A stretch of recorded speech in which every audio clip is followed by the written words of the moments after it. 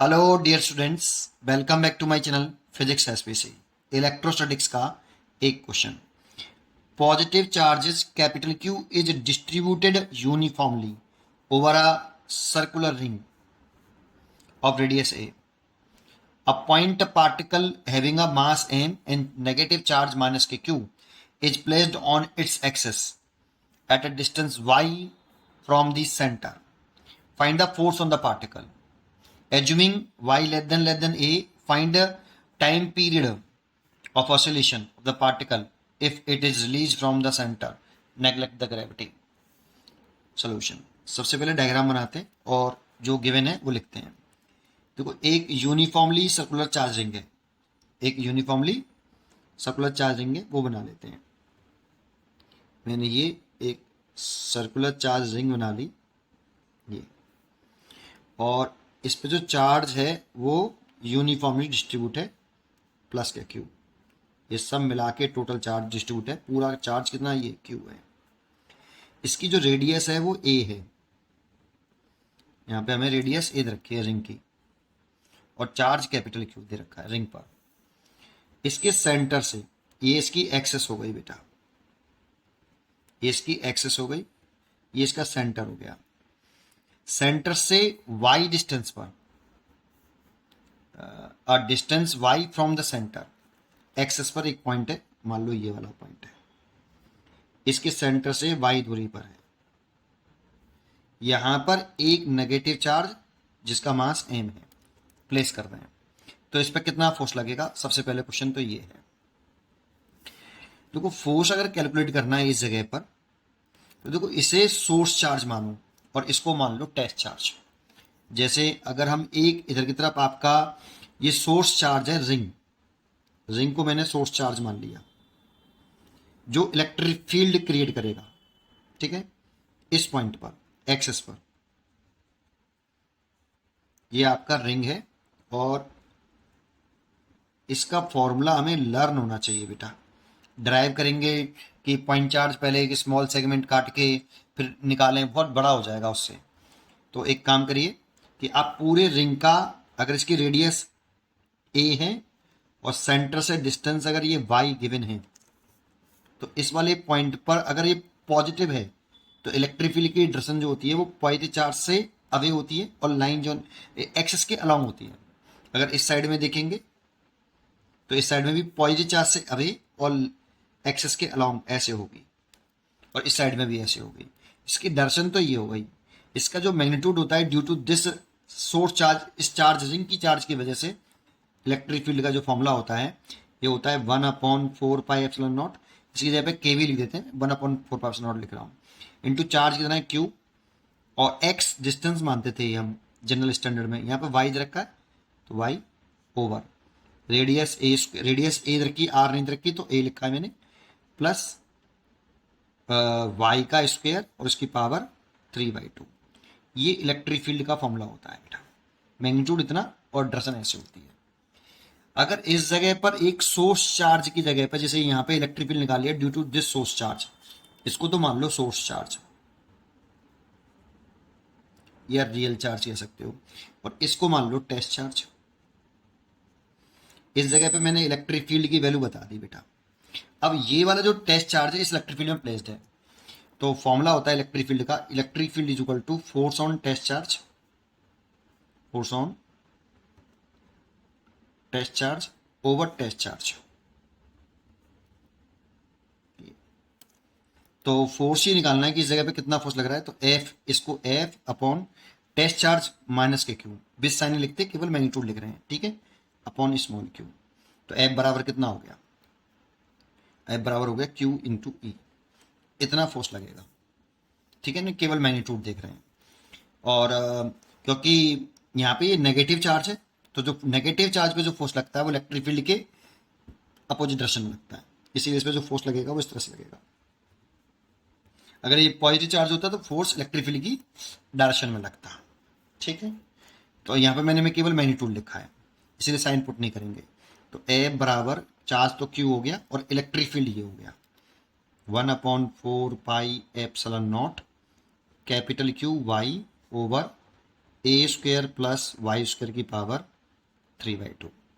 तो इतना, या फिर इसको थोड़ा सा और सही करके लिख दें तो 1/4πε0 capital Q small Q over A square plus Y square की पावर 3/2 और इंटू कितना आपका वाई इंटू ए क्यू, ये वाला वाई लिख लो, ये रहा वाई।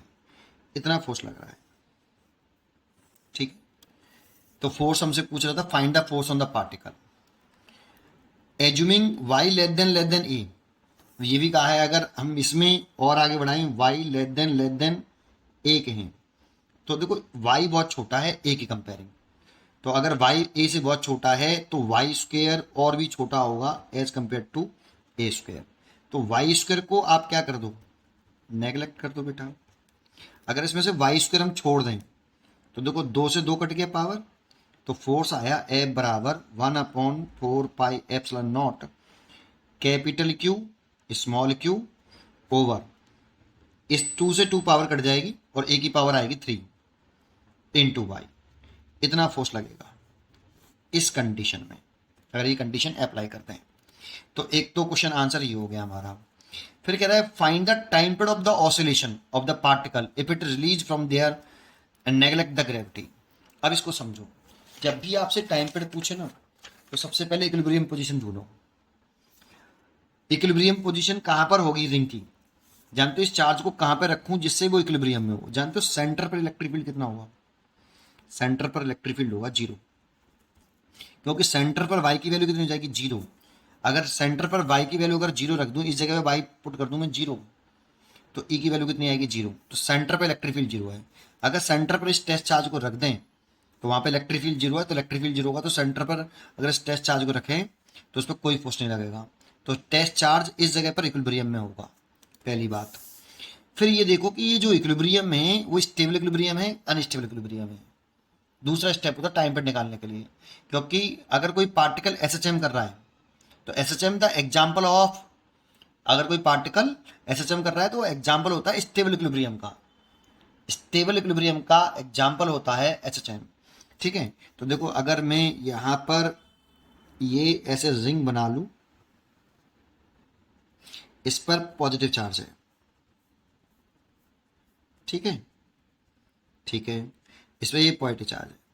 यहां से अगर मैं यहाँ पे इक्विलिब्रियम में है तो इस जगह पे इक्विलिब्रियम पोजीशन पर मैंने ये टेस्ट मास रख लिया। अब इस टेस्ट मास को मैं इसकी इक्विलिब्रियम वाली पोजीशन से स्लाइटली डिस्प्लेस करूं, चाहे इधर करूं चाहे इधर करूं, किसी भी दर्शन में आप इसको इक्विलिब्रियम वाली पोजीशन से स्लाइटली डिस्प्लेस करो। मान लो मैंने इसको इधर डिस्प्लेस किया स्लाइटली, ठीक है, मैंने इधर की तरफ स्लाइटली डिस्प्लेस किया, वाई डिस्प्लेस किया और यहां ले आया वाई डिस्टेंस पर। अगर मैं इसे इधर स्लाइटली डिस्प्लेस करूंगा, जब ये चार्ज पार्टिकल यहां आ जाएगा तो इस जगह पे इलेक्ट्रिक फील्ड इधर की तरफ होगा ड्यू टू रिंग, और ये नेगेटिव चार्ज है तो इस पर फोर्स लगेगा वो इधर लगेगा। तो देखो डिस्प्लेस इधर किया है और फोर्स इधर लग रहा है, तो जिधर डिस्प्लेस करके अगर मैं यहाँ पे इस पार्टिकल को रिलीज कर दूंगा तो क्या पार्टिकल वापस अपनी इनिशियल पोजीशन पर रिटर्न कर जाएगा। तो बताओ कौन सा इक्विलिब्रियम, स्टेबल इक्विलिब्रियम। अगर हम किसी पार्टिकल को उसकी इक्विलिब्रियम वाली पोजीशन से, हर कहीं से नहीं, इक्विलिब्रियम वाली पोजीशन से स्लाइटली डिस्प्लेस करके रिलीज कर दें और वो पार्टिकल अपनी इनिशियल पोजीशन पर रिटर्न कर जाए तो वो स्टेबल इक्विलिब्रियम होता है। तो यहाँ पे ये स्टेबल इक्विलिब्रियम में है का एग्जाम्पल है, इसीलिए पार्टिकल एसएचएम करेगा बेटा। तो देखो इसमें अगर एसएचएम कर रहा है तो ये जो फोर्स है ये एक्चुअल में मेरे को लिखना चाहिए माइनस का क्यू ई।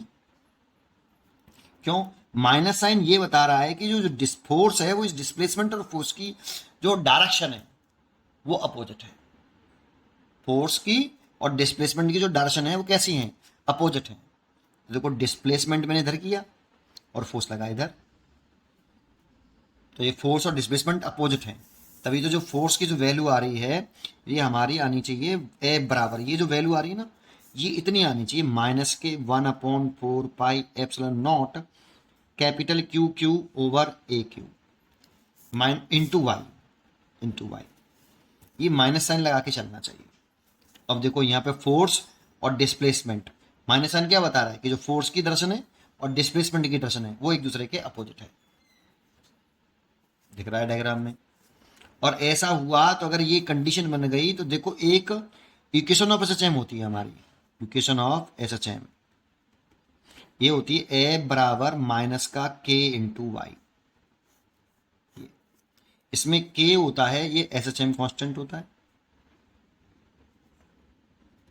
और ये जो वाई मेजर करते हैं ये फ्रॉम मीन पोजीशन से करते हैं, measure from mean position, measure from mean position या इक्विलिब्रियम पोजीशन भी बोल सकते हो। देखो मैंने वाई जो मेजर किया है ये मीन पोजीशन से किया है, इक्विलिब्रियम पोजीशन से किया है, ये सेंट्रल तो इक्विलिब्रियम पोजीशन था इसका, इसीलिए वाई मीन पोजीशन से करते हैं। तो बिल्कुल सेटिस्फाई कर रहा है इस इक्वेशन को। ये देखो ए ये पूरा टर्म कांस्टेंट हो गया और ए प्रोपोर्शनल टू हो गया माइनस के वाई, इसका मतलब ये पार्टिकल एसएचएम कर रहा है, एसएचएम। और जब पार्टिकल एसएचएम कर रहा होता है तो टाइम पीरियड का जो फॉर्मूला होता है ये डायरेक्ट याद कर लो, इन्हीं से प्रूव भी कर सकते हैं फॉर्मूले को जो मैं बोल रहा हूँ, 2 pi under root m upon k, और के इज एसएचएम कांस्टेंट। ये ध्यान रखना ये वाई मीन पोजीशन से होना चाहिए, इक्विलिब्रियम पोजीशन से होना चाहिए, तभी वो एसएचएम की इक्वेशन होगी, अदरवाइज नहीं होगी। ठीक है, और माइनस साइन के साथ ऐसा रिलेशन हो चाहिए, डायरेक्ट रिलेशन। एम मास है तो देखो इस मास का इसका चार्ज क्यू था और मास एम था इस पार्टिकल का जो एसएचएम कर रहा था। तो जो पार्टिकल एसएचएम कर रहा है उसका मास और एसएचएम कांस्टेंट। तो अगर इसकी इसमें कंपेयरिंग कर दूं इस वाली इक्वेशन की, इस वाले की और इस वाली इक्वेशन की कंपेयरिंग कर दूं तो एफ वाई को रिप्लेस कर लो, के की वैल्यू कितनी आ गई, तो एसएचएम कांस्टेंट जो आया, जो आपका एसएचएम कांस्टेंट है इसकी जो वैल्यू आ रही है ये आ रही है 1/4 pi epsilon not capital Q small Q over A Q. ठीक है, और ये वाली वैल्यू आप यहाँ पुट कर दो तो टी टाइम पर निकल आता है 2 pi under root m upon k की वैल्यू पुट कर दो 1/4 pi epsilon not capital Q small Q over कितना ए क्यू, इतना हो गया बेटा। ठीक है, और इसको ऊपर ले आओ तो टाइम पीरियड हो जाएगा T equal to 2 pi under root 4 pi epsilon naught 4 pi epsilon not M A का Q over capital Q small Q. 2 pi को और अंदर ले आओगी तो ये 4 पाई स्क्वायर हो जाएगा, और 4 और 4 16 पाई स्क्वायर ले सकते हो।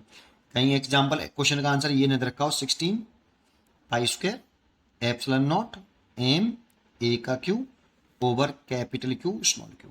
भाई 2 पाई को आप इसके अंदर लाओगे तो 4 पाई हो जाए, 4 पाई स्क्वायर हो जाएगा, 4 पाई स्क्वायर हो जाएगा तो 4 पाई पहले से है तो 16 पाई स्क्वायर हो गया, और epsilon not M A Q upon q q. ठीक है, पाई स्क्वायर ही तो हुआ, नहीं क्यू हो जाएगा यार, पाई पहले से है, क्यू हो जाएगा। पाई तो ये है और ये 4 पाई स्क्वायर ये अंदर आ गया तो 4 पाई स्क्वायर पाई और पाई क्यू हो जाएगा। ठीक है, epsilon not M A q q q. ठीक है, उसकी पावर 1/2 इतना टाइम पर हो जाएगा ऐसे।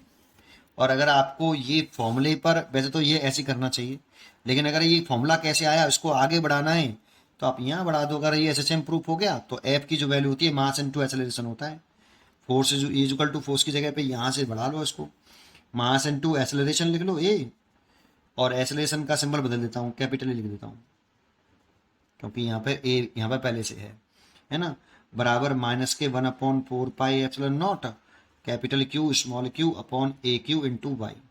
और जब पार्टिकल एसएचएम कर रहा होता है तो उसके एक्सेलरेशन का जो फॉर्मूला होता है, एक्सेलरेशन इज इक्वल टू होता है माइनस का